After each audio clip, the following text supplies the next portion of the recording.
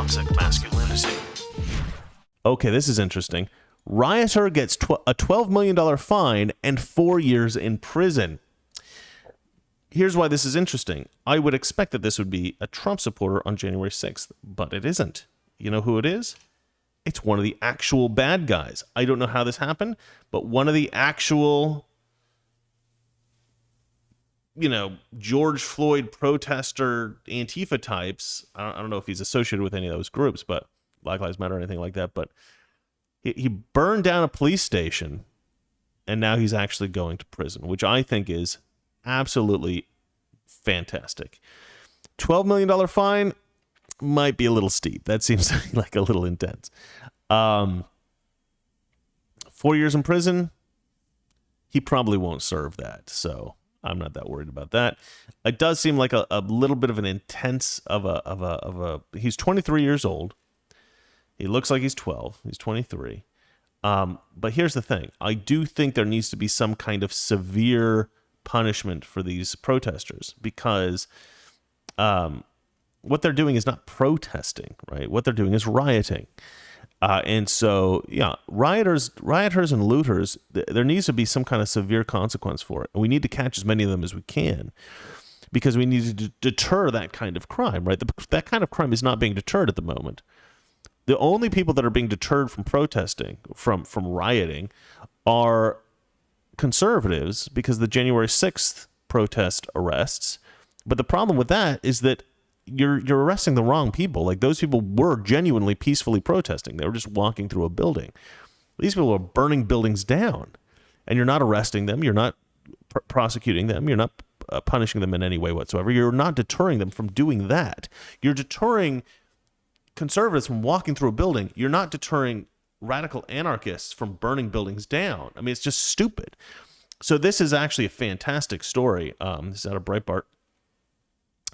Let's go ahead and read this. A 23-year-old white male will spend the next 4 years in prison and pay a $12 million fine for his part in helping to burn down Minneapolis police station in the aftermath of the George Floyd murder.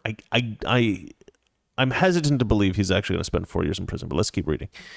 Okay. On the night of May 28th, 2020, Dylan Shakespeare Robinson, his middle name's Shakespeare, so his parents are probably idiots. I don't know. That's a pretty cold thing to say. I shouldn't say that, but let me tell you. So I wrote a story once ages ago about a guy whose parents thought that they would be rich, like they were very ambitious people, and they thought they would be very rich when they got, after they had kids, and they were movers and shakers in the world. They had all these high hopes about their lives, so they named their first son Bentley. They named their second son Kensington. They named all their kids like these kind of rich people sounding names, and or what they perceived to be rich people sounding names, which were obviously not what rich people name their kids. But they thought, this sounds like like what a rich person would name their kid. And so these kids grew up with all these funny, weird names. I don't know why I brought that up, but just because I think I don't know, why would you name your kid's middle name Shakespeare? You got to be a little bit of it's almost for sure like a hippie or something like that. You know what I mean? Oh, shoot. Sorry. I didn't mean to do that. Oh, no. Come on, guys. What's going on here? All right. History. All right, let's open that up. Let's do that. Okay, good. We're back. All right. On the night of May 28th, 2020, Dylan Shakespeare Robinson, 23, helped ignite a Molotov cocktail for another person to throw at the MPD 3rd Precinct headquarters. See, I don't know if that is as bad of a crime as actually throwing the Molotov cocktail. I think that person probably should get more time. According to the Daily Mail and federal statements on the case, prosecutors said he was part of a 4-man conspiracy to commit arson on the buildings and also help tear down the perimeter fencing on the site. Hopefully, they're actually going to prosecute the other guy who threw it, because I think that's actually more egregious of a crime. Nearby stores such as Wendy's, Target, Walmart, and AutoZone also suffered looting and fire damage as a result of the rioting. Surveillance cameras reportedly captured Robinson on the night of the arson attack. Sorry, it's kind of far away. Maybe I should blow this up a little bit. Okay, there we go. I could read that a little bit better. according to MPD disclosures. The federal multi-agency effort is tasked with investigating the violent incidents. On the night of May 28, 2020, Mr. Robinson chose to depart from lawful protest and instead engaged in violence and destruction. Acting U.S. Attorney Anders Folks said about the case, the St. Paul division of the ATF also sounded off on the matter. ATF is committed to investigating the civil unrest arsons of 2020 that occurred throughout the Twin Cities. This was that was said by Jeff Reed. The sentencing sends a clear message, regardless of motivation. When somebody is intent on conducting a violent act that breaks federal law, you know what's really annoying about this? Right. Okay. So yeah, we're going to prosecute you. Blah blah blah blah blah. Which is obviously what they need to do. Bryce Michael Williams, Devon DeAndre Turner, and Brandon Michael Wolf, co-conspirators in the case, each already pled guilty to single counts of conspiracy to commit arson and face sentencing on later dates. Okay. So let me look at this. Okay. So they haven't been sentenced, these other guys, and so okay. So it's this guy. Looks like these guys are also involved. They don't have a lot of pictures of these people. Okay, so as those people are sentenced, I suppose there'll be stories in Breitbart about them as well. But this guy's the first guy to be sentenced. Okay, well, I think that's great. I think that's wonderful. I don't see anything bad about this story at all. I hope they continue to do this around the country. I hope it's not just this guy or these people who burned down this one police precinct. I hope that every single they really go out, because to me, going after the January 6th protesters it's weird. I think a lot of conservatives want to say, oh, we got to be balanced about how we report these stories, and so if we have one standard for the left, we have to have the same standard for the right. And blah, blah, blah, blah. Okay. I agree with you. We have to have the same standard for the left and the right. And I would have no problem if leftists casually walked through a building to protest something. I might not agree with them. I might not like what they're saying, but they have the right to protest for sure. They have the right to be heard. I love that, right? I love the right to free speech. I love the right to protest. I love the right. I've often mocked protesting as being pointless, right? Because between the 1960s and 2020, protesting didn't really have much of an effect. I remember as a kid, my mom would drag me out to these pro-life things at the corner of these various streets, and we'd wave signs and people would honk at us and stuff like that. And I remember seeing, as I grew up, the legislation, the abortion legislation never changed. And I remember thinking, like, protesting is pointless. Like, you go out to the street and people honk at you, and and I was from like a fairly small town. It wasn't a small town. It was a small city, I would say, Salem, Oregon. It's about 200,000 people, something like that. And not the smallest city in the country, but sort of just a normal sized city. And but nobody, like, there wasn't news coverage of it. I mean, we didn't do anything that was so significant that it changed anybody's minds, I don't think. So I saw people protesting in the news. I always found protesting annoying. I always thought, like, people who go around protesting, it's like, look at me, this is important, and then nothing would change from it. So I just thought, okay, people like to protest. They feel like they're doing something good, but it doesn't actually affect anything. Like, if you want to affect something, you have to do something more significant than just go out and carry a sign and protest. And that's kind of true generally, like, with the left as well as the abortion thing, right? I mean, if you think about these women who go out and they do, like, the Women's March every year, what changes from the Women's March? It's like, okay, we get it, you're feminists and you're, like, super annoying, but, like, you don't even seem to have a cohesive message. Like, you don't seem to even know what you want. You're just going around and, like, saying women are awesome, Trump sucks. Like, what did the Women's March ever try to do? Like, ever try to change about the culture or about politics? I mean, I didn't get it. I still don't really get protests. Black Lives Matter is another great example of this. There are a lot of things that are changing right now because of Black Lives Matter, because of Antifa, but they're not they're not good things. They're crazy. They're completely crazy things. I mean, Black Lives Matter, I think when the Black Lives Matter first started protesting, they had no idea what the hell they wanted. They were just basically like complaining. Hold on a second here. Yeah, okay. All right. Elijah Schaefer's writing me. Okay, and Kurt's writing me as well.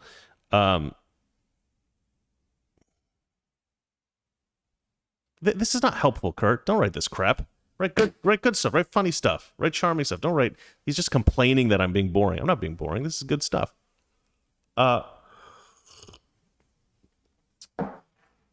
Yeah, I think that protesting is kind of a pointless exercise.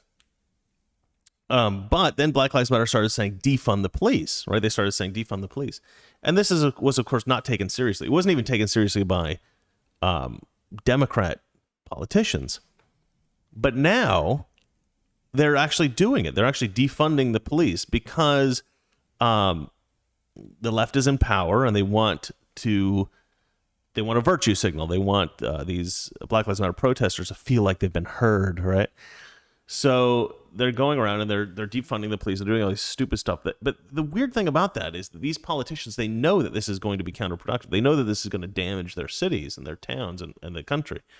And they're doing it just because they want to be sort of like cool with the cool kids, you know? And I don't know. To me, it's a bizarre thing to have actually worked, right? For a protest where they're burning down buildings, they're killing people, they're going around causing all this kind of property damage. For them, politicians to be like, okay, yeah, you made a good point. We're going to listen to you. It's just completely insane to me. It doesn't make any sense. These people shouldn't be listened to. They should be put in prison like this guy. A lot of this sort of what do you call it? Victim culture. It's become a lucrative type of business. I was talking about this yesterday. I'm a victim. Okay, well, make sure you get some money. Well, a lot of these people screaming, I'm a victim, they're not really victims, right? And so this sort of victim mentality has become, like I was saying before, something of a science, right? People have really figured out exactly what they need to say, exactly what they need to do in order to get money from the government or to get money from charity. But what they're doing, they're just claiming to be a victim. They're just doing so in a way that's believable enough for a large portion of the population to give them money. But it's all a scam, you guys. It's all a friggin' scam.